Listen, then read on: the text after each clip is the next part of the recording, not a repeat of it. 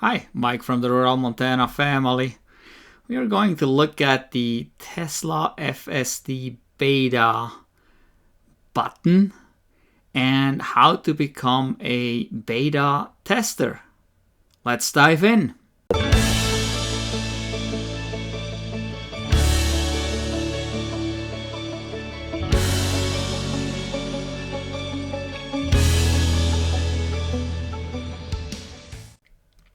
Tesla's Autopilot, or actually more FSD, which stands for Full Self-Driving, has always been somewhat controversial.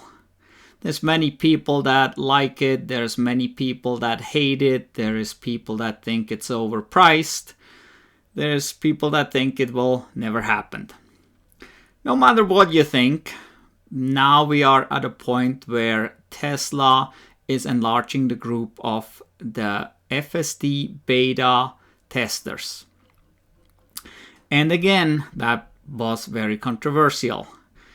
Tesla now says anybody has the chance to become a beta tester, as long as they have purchased full self-driving. There's also a subscription service, and I'm not sure if you subscribed to it that you can become a FSD tester or not, because the subscription is on a monthly basis. So I'm not sure about that. If you know, put it down in the comments, please. But definitely, if you have purchased FSD, now you have the chance to become a FSD beta tester. There have been about 2,000 or so out there up to this point. To make this better in a shorter time, it requires more data. And by increasing the amount of people that have FSD beta, the more data can be collected in a shorter time, be processed, and the FSD can get better. So it's been very controversial because it was already delayed several times for about 2 months. But finally, the button is here. So the first question is, how do you get the button on your screen in your car? As I said, you gotta be a full self-driving owner, which means you have to have it purchased, which currently nowadays it's $10,000 to add it on. There were different pricings throughout the years, but now it's 10 grand to get FSD. But you gotta have it if you want to participate in this program. So to get it, you have to download the latest software onto your car. And basically, if you're allowed to have this button, you will get the software update automatically, just like any other software update. So you'll get a notification in your app or next time you get in your car that there is a software update available.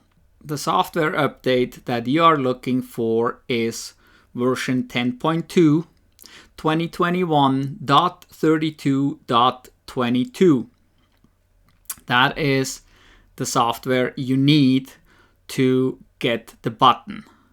And so once you have downloaded that, you'll get to see the release notes. And once you see the release notes, you see there's only one, and it says request full self-driving beta. You can now request early access to full self-driving beta pending eligibility. To get started, tap Controls, Autopilot, request full self-driving beta, and follow the instructions.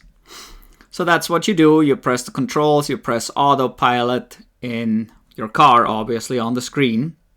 And that gets you to a screen where the button is. This is how the button looks like. Pretty simple. There's not much there except request full self-driving beta. So you tap this button and that gets you to the next screen. So and then you get to the next screen which says limited early access full self-driving beta. Thank you for your interest in limited early access full self-driving beta. Once you accept the terms below, the Tesla team will analyze your vehicle driving data and safety score to determine eligibility. You can view your safety score from the Tesla app at any time, version 4.1.0 or newer. If eligible, you will receive a software update as part of the limited early access. Man, there were several people crying about this and saying, I paid for FSD. Why do I have to take a test? Well, this is not FSD. This is FSD Beta Testing. And you're applying to become an FSD Beta Tester. That has nothing to do with the actual full self-driving when it becomes available. But that could be a few years away. We don't know. Right now, this is considered level 2 autonomy, which means there has to be an attentive driver focused on driving with 2 hands on the wheel at all times. FSD will not require a driver at all. Doesn't even need to have a steering wheel anymore at that point. So we're far away from that. So people that are crying about the money they spent on this and now they have to take a test, sorry, you're not taking a test for FSD. You're taking a test to become an FSD Beta Tester. There's even some confusion out there. What is that FSD Beta? The definition of beta test means a trial of machinery, software, or other products in the final stages of its development carried out by a party unconnected with its development. So that would be the people that purchased FSD. They're not connected to the development of it. They just can test it. But it's beta testing. So it's a test version and it's not full self-driving. So on this limited early access full self-driving beta form that pops up, you will have to give your consent to the collection of data associated with your win. Still make sure, it says here, I understand that when using FSD Beta, I'm responsible for remaining alert with my hands on the wheel and must be prepared to take action at any time. FSD Beta does not make my car autonomous. And the last thing is, I understand that FSD Beta can be revoked at any time. So you gotta be a safe driver to get it, and you gotta stay a safe driver to keep it. So you can't go nuts after you eventually get it. But first of all, you gotta agree that they can pull data that reveals how you're driving, and that they can use this data to determine if they want to give you the status of a beta tester, FSD Beta Tester. So anyway, you click these 3 and then you go on, and then you're coming back to your screen where you started with the request button, and now it says you are enrolled into full self-driving beta queue. And the button is still there. So, but now you're enrolled and now you gotta drive your car basically as you usually would.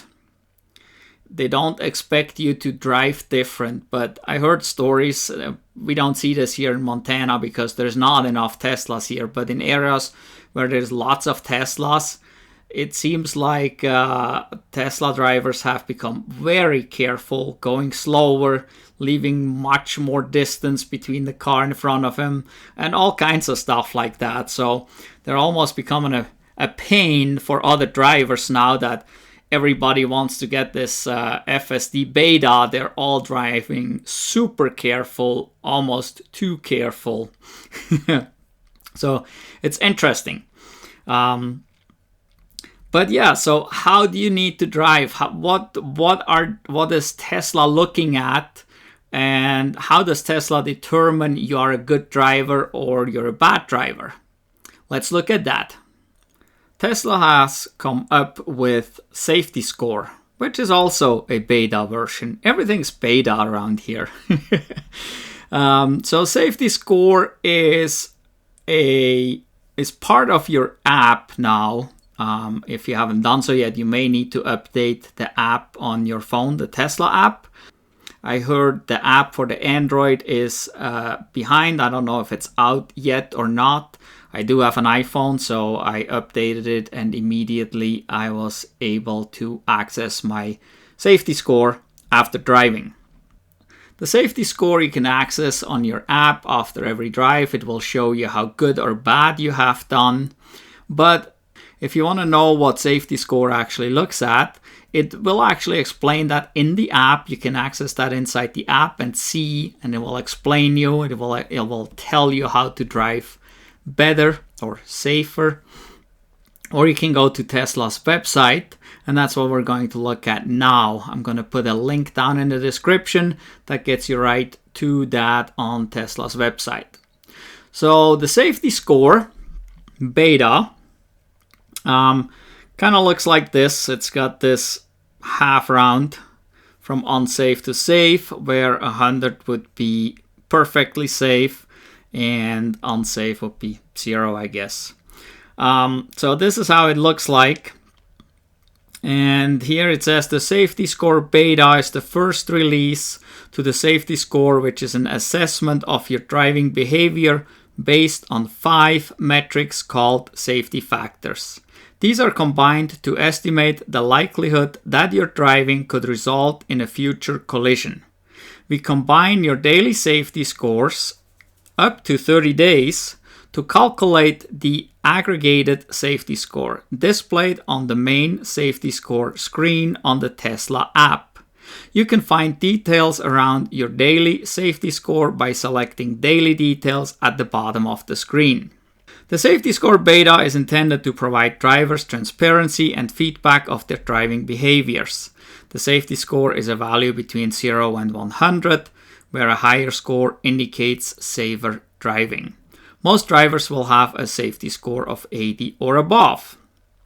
So, the 5 safety factors, that is the part we want to know about, because what are they really looking at? So there's 5 factors, and the first one is forward collision warnings per 1,000 miles.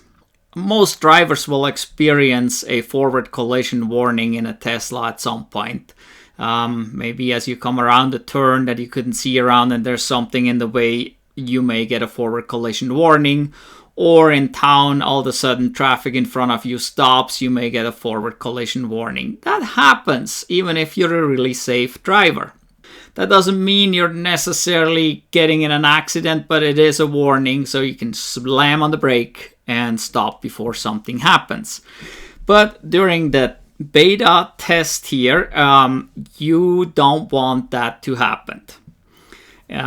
This gives you a ding, takes away some points. So, forward collision warning are audible and visual alerts provided to you, the driver, in the events where a possible collision due to an object in front of the vehicle is considered likely without your intervention. Events are captured based on the medium forward collision warning sensitivity setting, regardless of your user setting in the vehicle. So, that said, if you have your forward collision warning set to early, you may get a warning that doesn't count against you in the safety score if it has been early. But even if you have it set to early, it could have been that you actually triggered the medium setting. Once you trigger the medium setting, that's when you get dinged on the score. So if you have it set too late, and you definitely get dinged when that thing comes up. So no matter what your setting is, Tesla will look at it as a medium setting, no matter what your personal preference is when it's supposed to show up in the car and beep at you, screen goes red and all this cool stuff, right? It's always in the medium, no matter what your setting is. The second one is hard braking. Hard braking is defined as backward acceleration. That sounds a little weird, backward acceleration. Doesn't mean you're going backwards. It's basically deceleration, slowing down. Backward acceleration. Another term, I guess, for slowing down, deceleration. Measured by your Tesla vehicle in excess of 0.3 G, this is the same as decrease in the vehicle speed larger than 6.7 miles per hour in 1 second, which it is triggered relatively easy. I got dinged for it on the first day as I was following the navigation, but realized that I wanted to turn at this light that was right in front of me rather than at the next one, which actually the next one wasn't a light, it was an intersection, and I would have had to do a unprotected left turn. So I decided to make the left turn at the light right in front of me, and so I pulled over into the left turn lane and stepped on the brake a little harder. Well, it was not unsafe, but it triggered. And so I got a little ding for that. But that's not so bad. It still was above 80 at the end of the drive. So anyway, so you don't want to step on the brakes really hard. You want to mainly use single pedal driving and just use regen to slow down if you can.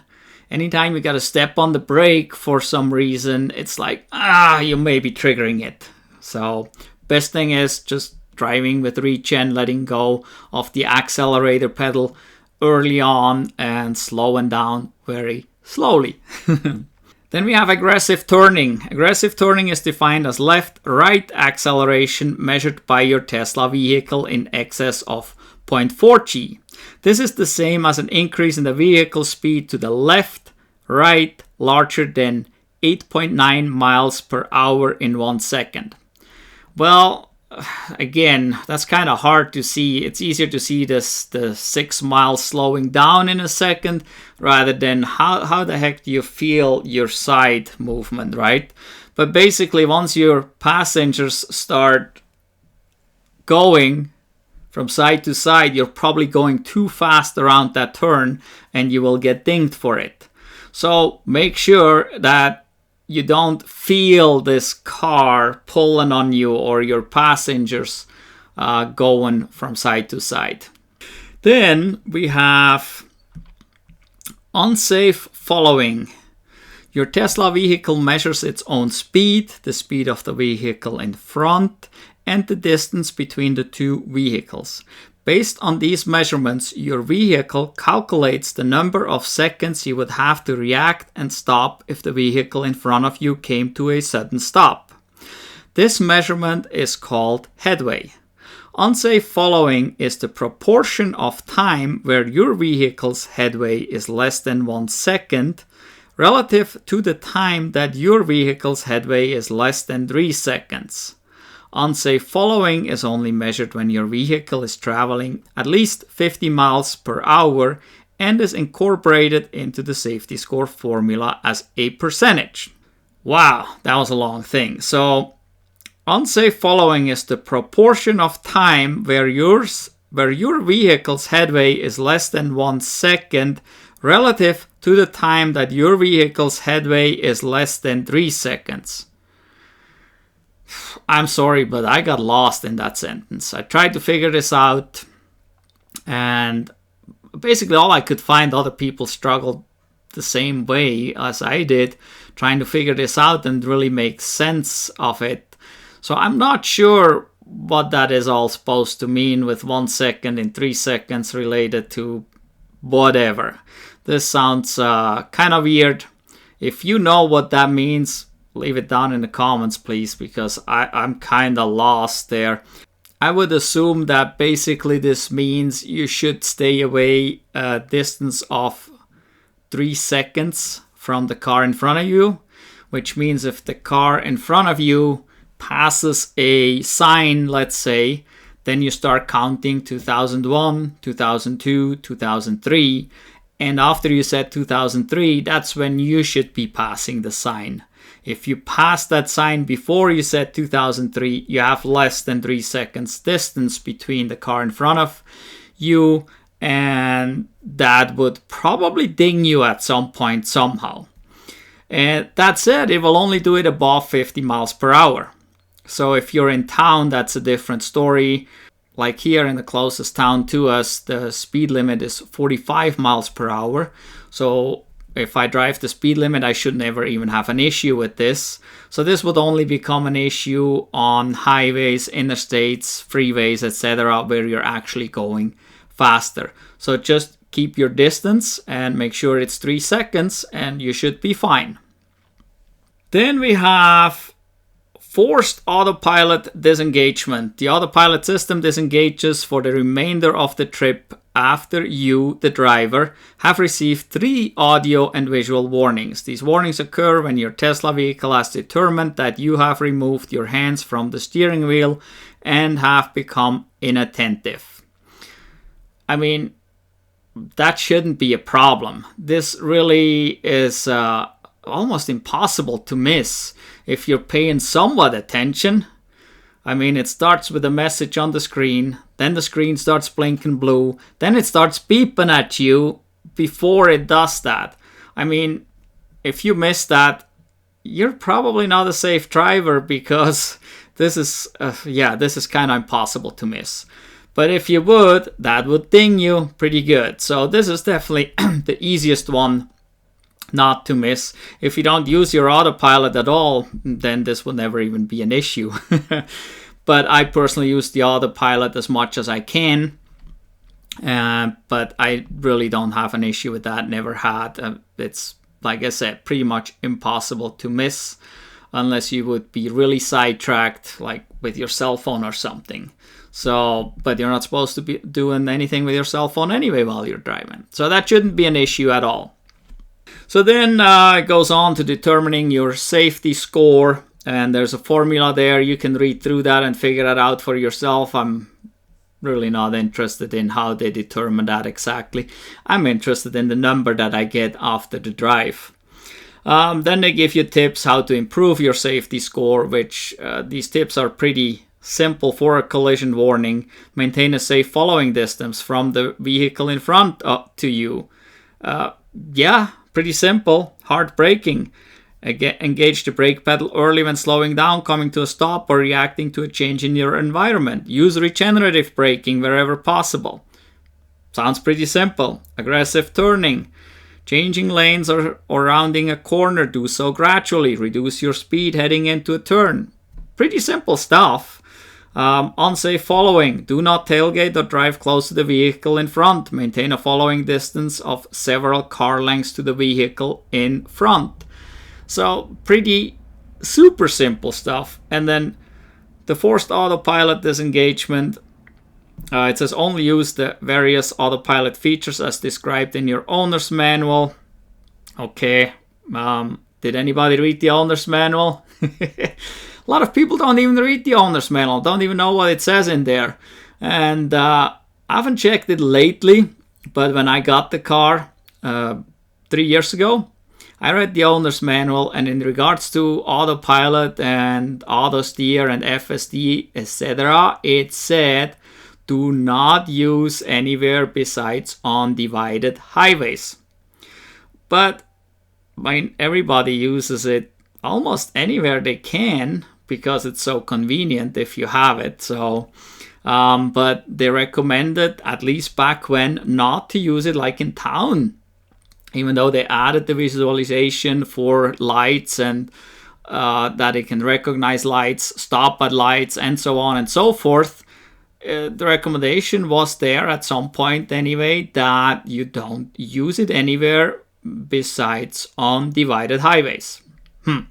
But anyway, so, and then it goes on, there's a bunch of frequently asked questions and so on and so forth.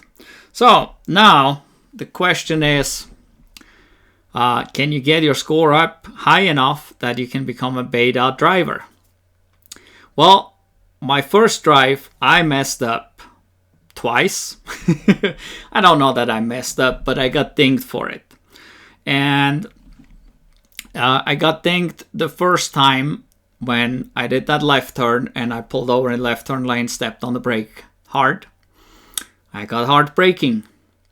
Then on the, I believe, second drive on the way to pick up some other stuff at another store, I was driving, and there is a 45 mile an hour speed limit, so we were going about 45 miles an hour, and my turn was coming up to turn off the highway, actually into the parking lot. And I disengaged the autopilot, and immediately I got a collision warning because I was too close to the car in front of me, and I already had my turn signal set, and I was already basically slowing down, but it was all right, like right there in a split second, it all happened, and it dinged me. So it dinged me for a forward collision warning and hard braking again. So I got dinged basically 3 times in that drive. The drive was only like 60 miles, and well, I was still able to get an okay score. So let's look at that on the app. So on the app, we now have safety score beta. Tap on it. All right, my safety score currently is 93, which is not too terrible. And then we can look at the scoring factors down here. Forward collision warnings is now green. Hard braking, those 2 hard brakings dinged me pretty good because it's still just yellow there. We're not gone to green yet. Aggressive turning is green. Unsafe following is green. Forced autopilot disengagements are green. So then you can click on daily details. And let's go back here. So the first September 25th, we don't have any driving data. That is when I downloaded the beta button and activated it, but I didn't drive that day. That was a Saturday. So I did not drive at all.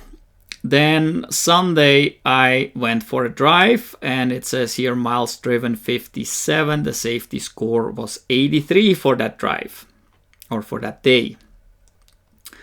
Then we can see forward collision warnings is red, hard braking is red, aggressive turning and unsafe following and autopilot disengagements are green. So I got dinged right there. So now I want to know exactly what and where I got dinged. So I go to trips, go from the daily over to trips, and there is 3 trips that I did that day. And so it gives you even the time here. Duration for the trip 1 is 1:50 p.m. to 2:44, and it shows you the driver profile. So then we have forward collision warning, nothing. Hard braking, there we go. This hard braking is the hard braking when I moved into the left turn lane and stepped on the brake. A little hard, obviously. The rest of it stay green. So now we go to trip 2, and in trip 2, forward collision warning and hard braking. That's when I disengaged the autopilot, set my turn signal to do my right turn into the parking lot, and within all that split second, the traffic in front of me slowed down, and I was about to turn, stepping on the brake a little hard, and forward collision warning popped up and hard braking. Well, it happens. The rest of it stayed green. And then the last trip is all green. We got nothing there. So and then we can go on to the next day. And as we can already see in the chart at the top, blue is all the way up, which means 100% or a score of 100. So no problem. Miles driven 28. There was only 1 trip. And it gives you the time again and the driver's profile. And again, this is all green. So no problem that day whatsoever. And then we go on to September 28th. Safety score again 100, miles driven 20, only 1 trip. Again, was a short trip, 3:08 to 3:44 p.m. And it was all green.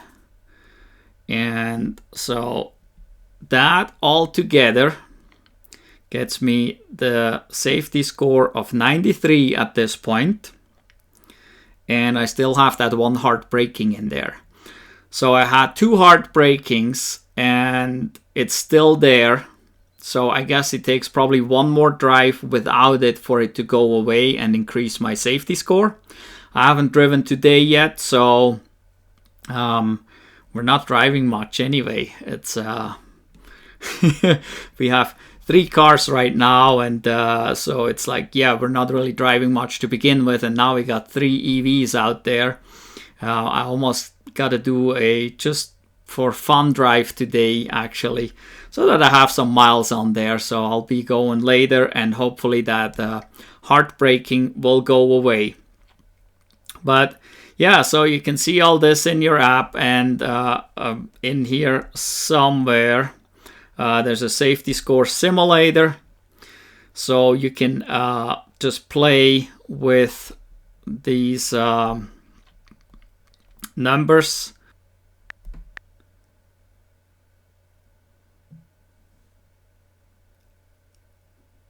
So yeah, you can change those numbers to see what it would be. It will tell you the maximum value there. So let's put in 5 here.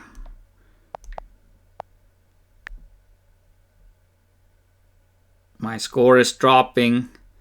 Aggressive turning has a max value of 17. Let's put in 8.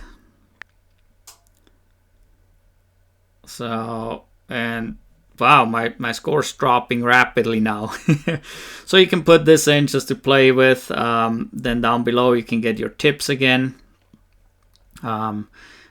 Also the factors are there. That's what we just went through.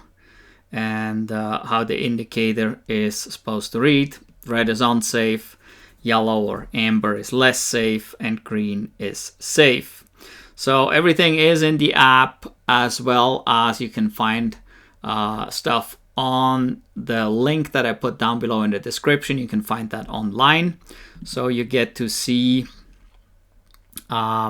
basically the same things, more or less. I guess online you just get to see how it's calculated and stuff. It doesn't give you the simulator that you can play with, but it's very similar. So you got most of the information in the app. So if you have the app, you can go there. If you don't have the app, go online and look at it there, so you can see how Tesla does that. But overall said, I think it's an okay thing to do. I don't think that is an issue. Like many people say, I paid for FSD. Well, sorry, this is not FSD. This is how to become a FSD Beta Tester, and they want to make sure that you're certain amount of safe to be such a tester. Some people complained, well, I didn't buy this supercar to drive slow and stuff. Well, then just don't become an FSD Beta Tester. It's as simple as that. Drive the car however you want. You don't have to do that. Nobody is forced to do that. So, well, overall, I think it's cool that they do something and try to get into more people's cars. Not sure how this is going to go. A lot of people expect that they will just be added if they have a great score, which I don't think that's going to be happening. They currently have like 2,000 testers, and I believe Elon Musk tweeted somewhere that they will add another 1,000 or so. I don't know how many cars are out there that have FSD. Tesla doesn't have any statistics on that, how many FSD cars they have or how many people purchase FSD. Don't know any of those numbers. So, but I would assume there's quite a bunch of them out there. And so if they add 1,000 for now and then maybe another 1,000, I don't know, in a week or in a month, I don't know. And is it based on just the score? So if you got 100%, you're going to get it? Or is it based on the score and possibly your location? Or how much you're driving? I mean, if you're driving a lot more and you have 100% or you have a score of 100, are you going to get it compared to a person that has a score of 100 and drives a lot less? I don't know. Nobody really knows. That is not really said anywhere, defined anywhere, so we'll see. But I think it's cool that we at least get a chance to get at becoming a beta tester. I would love to have that software on my car. It would be so cool to experience that. I've seen the videos. Some of you probably seen some of those videos. But it's much cooler to actually experience that when your car does stuff, especially when you didn't expect it. That is really cool. Like just on the one drive yesterday, I drove on a road. It was basically a 2-lane road, but there were no markings. There were no lines whatsoever. But it allowed me to engage Autopilot. So that was really super cool. I did not expect that. So there's all this good and the bad. And so there is all the good and the bad with this FSD. But I think it's cool that they add more people and we can expand this and hopefully get FSD in maybe a year or two if we're really lucky. I don't know. Let me know in the comments what you think. In any event, thank you so much for watching. If you got anything out of this video, please give us a thumbs up. If you know anybody else that might be interested in this video, please share it with them. Or even if they're not interested, just share it with them. So anyway, thank you so much for watching. Goodbye.